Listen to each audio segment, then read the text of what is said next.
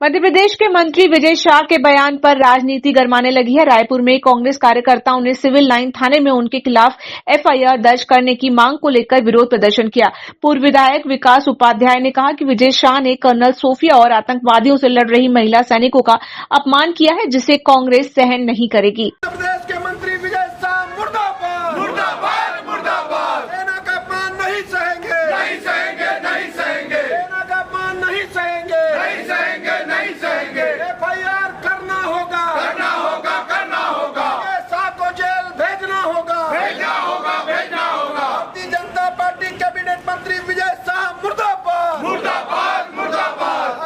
Bharatiya Janata party Vijay Shah cabinet मंत्री मुर्दाबाद। Bharatiya Janata party सरकार के वरिष्ठ कैबिनेट मंत्री विजय शाह जी के ऊपर में एफआईआर की मांग हम लोगों ने की है और एक आवेदन लिखित में दिया है। जिस प्रकार से देश की सेना का सम्मान पूरा देश करता है, कर्नल सोफिया के बारे में एक अभद्र टिप्पणी और उनको परिभाषित आतंकवादियों की बहन से करने वाले एक सार्वजनिक स्थल पर अपने उद्बोधन में बोलने वाले विजय शाह के खिलाफ में एफआईआर की मांग हम लोग करते हैं।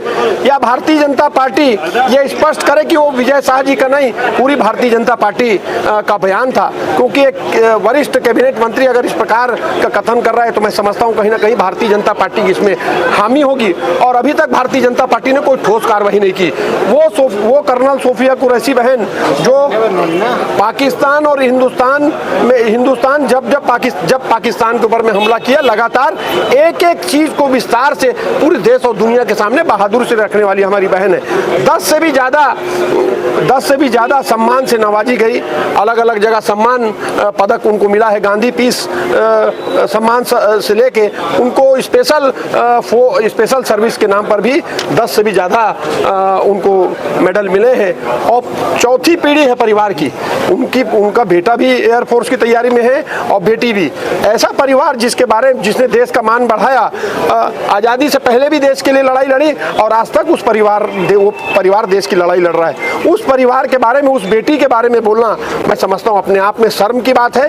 भारतीय जनता पार्टी के नेता और कैबिनेट मंत्री विजय शाह जी को गिरफ्तार करना चाहिए, उनके बारे में एफआईआर दर्ज करना चाहिए। ये आगे कोई और मुख्यमंत्री विष्णुदेव साय की अध्यक्षता में मंत्रिपरिषद की अहम बैठक हुई, जिसमें कई महत्वपूर्ण फैसले लिए गए। उप मुख्यमंत्री अरुण साव ने जानकारी साझा करते हुए बताया कि मुख्यमंत्री शिक्षा गुणवत्ता अभियान की शुरुआत की जाएगी, जिसका उद्देश्य सरकारी स्कूलों में शिक्षा की गुणवत्ता में सुधार करना है। इसके तहत स्कूलों का मूल्यांकन और ग्रेडिंग की प्रक्रिया की जाएगी और कमजोर प्रदर्शन करने वाले स्कूलों की निगरानी की जाएगी।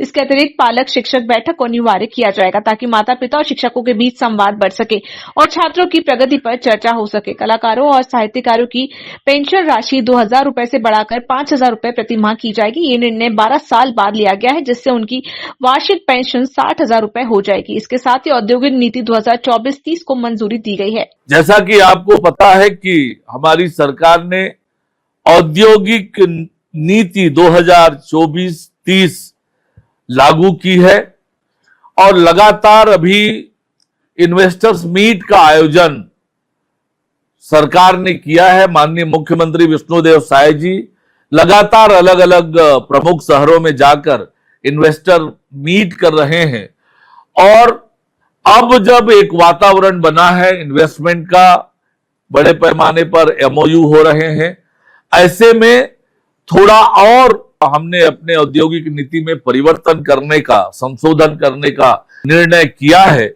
जिसे आज मंत्रिपरिषद ने अनुमोदित किया है। इसके माध्यम से युवाओं को रोजगार का अवसर बढ़ेगा। नई नीति के तहत जिन कंपनियों में छत्तीसगढ़ के लोगों को नौकरी मिलेगी, उन्हें सरकार की तरफ से अनुदान मिलेगा। हाईटेक खेती को बढ़ावा, अब हाइड्रोपोनिक, एयरोपोनिक जैसी आधुनिक खेती को बढ़ावा मिलेगा। किसानों को नई तकनीक जैसे ऑटोमेशन, इंटरनेट ऑफ थिंग्स का फायदा मिलेगा। साथ ही युवाओं के लिए ट्रेनिंग और खेल कूद की सुविधाएं बढ़ेगी। राज्य में खेल अकादमी और निजी प्रशिक्षण केंद्रों को प्रोत्साहन मिलेगा, जिससे युवाओं को बेहतर ट्रेनिंग और करियर के अवसर मिलेंगे। गुणवत्तापूर्ण विश्वविद्यालयों की स्थापना को प्रोत्साहन मिलेगा। ऑटोमोबाइल रिपेयरिंग और सर्विस सेंटर को भी सभी विकास खंड समूहों में मान्य किया जाएगा। पर्यटन और होटल व्यवसाय को इस संशोधन से और बढ़ावा मिलेगा।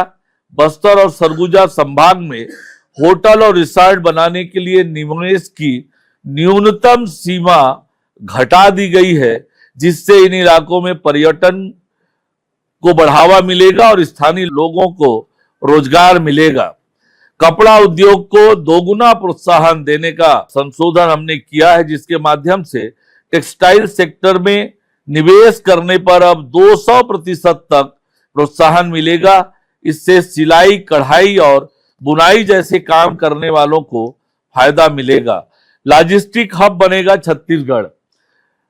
अब राज्य के हर हिस्से में माल ढुलाई और व्यापार को आसान बनाने के लिए नई लॉजिस्टिक नीति लाई जाएगी।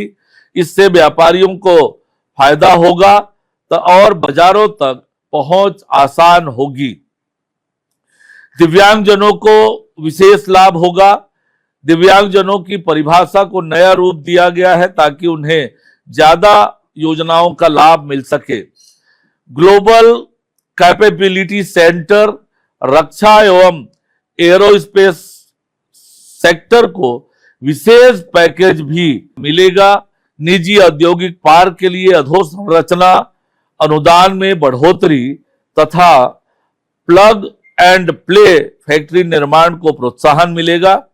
प्रदेश में ईज ऑफ लिविंग को बढ़ावा देने हेतु न्यूनतम 500 विद्यार्थी क्षमता के कक्षा 1 से 12वीं तक निजी सीबीएसई मान्यता प्राप्त स्कूल एवं मल्टीप्लेक्स युक्त मिनी हॉल से वंचित प्रदेश के नगरीय क्षेत्र एवं नगरीय क्षेत्र से भिन्न विकास खंड मुख्यालय से 10 किलोमीटर की परिधि तक के क्षेत्र में प्रथम 3 इकाई को थ्रस्ट सेक्टर की भांति सम्मिलित किया जाएगा, जिससे उनको विशेष सुविधा मिलेगी और उन क्षेत्रों में भी ये सुविधाएं मिलेगी और वहां रोजगार के सृजन होगा और लोगों को अच्छी सुविधा विकास खंड मुख्यालय पर भी मिल पाएगी।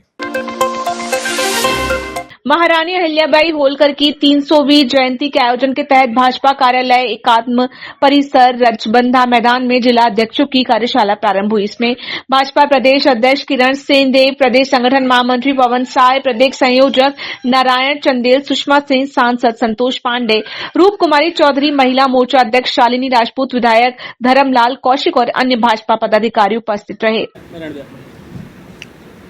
सभी पत्रकार मित्रों को सप्रेम नमस्कार। साथियों, रानी अहिल्याबाई की 300 जयंती पूरे देश में भारतीय जनता पार्टी मना रही है। पिछले दिनों 9 मई को नई दिल्ली में भारतीय जनता पार्टी के केंद्रीय कार्यालय में पूरे देश भर के उस टीम के सदस्यों की एक कार्यशाला संपन्न हुई। उस कार्यशाला में हमारे राष्ट्रीय महामंत्री श्री BL संतोष जी, राष्ट्रीय सह संगठन मंत्री श्री शिवप्रकाश जी और अन्य उस विषय को लेने के लिए विद्वान वक्तागण उपस्थित थे। आज छत्तीसगढ़ प्रदेश में भारतीय जनता पार्टी की इस विषय को लेकर के कार्यशाला है। आज की कार्यशाला में हमने सभी जिलों में 3 लोगों की टीम बनाई है और आज भारतीय जनता पार्टी के सभी जिलाध्यक्षों को, महापौर को और जिले की कार्यशाला में जाने वाले जो हमारे वक्तागण हैं उनको आज की कार्यशाला में हम लोगों ने आमंत्रित किया है। दिल्ली से श्रीमती सुषमा सिंह जी इस कार्यशाला में प्रमुख वक्ता के रूप में हमारे बीच में अभी उपस्थित होंगे। मुख्य रूप से इस कार्यक्रम का जो हेतु है, भारतीय जनता पार्टी इस कार्यक्रम को वीरांगना अहिल्याबाई के इस कार्यक्रम को क्यों कर रही है, इसके पीछे में जो भाव है, अहिल्याबाई का जो योगदान समाज को रहा है, देश को रहा है, एक कुशल शासक के रूप में, कुशल प्रशासक के रूप में, अहिल्याबाई एक अत्यंत साधारण घर में पैदा हुई, लेकिन वो असाधारण प्रतिभा की धनी थी। भारतीय जनता पार्टी ने उनके अहिल्याबाई होलकर के प्रेरणादायी जीवन को समाज के सम्मुख ले जाने का फैसला किया है। उनके सुशासन की विरासत को प्रचारित करना, जन जन तक ले जाना, धार्मिक एवं सांस्कृतिक उत्थान के लिए उनके द्वारा किए गए कार्यों को समाज के सामने में लाना, यह अहिल्याबाई के जितने भी उस समय के काम थे, उन्होंने शासन को सुशासन के रूप में तब्दील किया था। एक जनप्रतिनिधि को कैसा काम जनता के बीच में करना चाहिए, शासन भी उन्होंने चलाया, आम आदमी की सेवा की, गरीब आदमियों तक अपने सुशासन को पहुंचाने का प्रयास किया। और उन्होंने धार्मिक क्षेत्र में भी, चाहे वो केदारनाथ के मंदिर का पुनरुद्धार हो, सोमनाथ के मंदिर का हो, काशी विश्वनाथ के मंदिर का हो, और अनेक धार्मिक स्थलों का पुनरुद्धार अहिल्याबाई के जीवन का महत्वपूर्ण अंग रहा है। उनके समग्र जीवन को, जो समाज के लिए और विशेषकर महिलाओं के लिए प्रेरणादायी है, उसको हम नीचे तक ले जाना। पिछले 57 साल के कांग्रेस के सरकार के कार्यकाल में इतिहास को तोड़ मरोड़ कर इस देश के अंदर में प्रस्तुत किया गया। लेकिन हम चाहते हैं कि जिनका भी योगदान इस देश के अंदर में रहा, समाज के अंदर में रहा, आज की पीढ़ी को और आने वाली पीढ़ी को उसकी समुचित जानकारी हो, सही जानकारी हो। हमारी कार्यशाला अब कुछ ही समय में प्रारंभ होगी। अलग अलग विषयों पर हमारे वक्ता मार्गदर्शन करेंगे। 16, 17 और 18 मई को जिलों में हमारी कार्यशाला होने वाली है। उसके बाद मंडलों में हम इस विषय को लेकर के परिचर्चा व गोष्ठी का भी आयोजन करने वाले हैं। भारतीय जनता पार्टी सिर्फ भारतीय जनता पार्टी के कार्यकर्ताओं को उसमें आमंत्रित नहीं करेगी, समाज के सभी वर्ग के लोगों को इस कार्यक्रम में हम आमंत्रित करेंगे। इतना ही विषय था, बाकी फिर कार्यशाला होने के बाद में बातचीत करेंगे। भाजपा द्वारा निकाली जा रही तिरंगा यात्रा को लेकर उप मुख्यमंत्री ने कहा कि ये यात्रा प्रधानमंत्री नरेंद्र मोदी को धन्यवाद देने के लिए निकाली जा रही है। उन्होंने कहा कि ऑपरेशन सिंदूर ने दुनिया को भारत की ताकत का एहसास कराया है और इस ऐतिहासिक उपलब्धि के लिए प्रधानमंत्री मोदी का आभार व्यक्त करने हेतु तिरंगा यात्रा आयोजित की जा रही है। ऑपरेशन सिंदूर जिस प्रकार से सफल हुआ है, जिस प्रकार से पाकिस्तान में आतंकवाद के अड्डों को नेस्तनाबूद किया है, दुनिया के सामने हिंदुस्तान में सिंदूर की ताकत समझ में आई है, दुनिया को भारतीय सेना के शौर्य समझ में आया है, दुनिया को भारत का जो नेतृत्व है, सक्षम नेतृत्व नरेंद्र मोदी जी का, वो दुनिया के सामने प्रस्तुत हुआ है।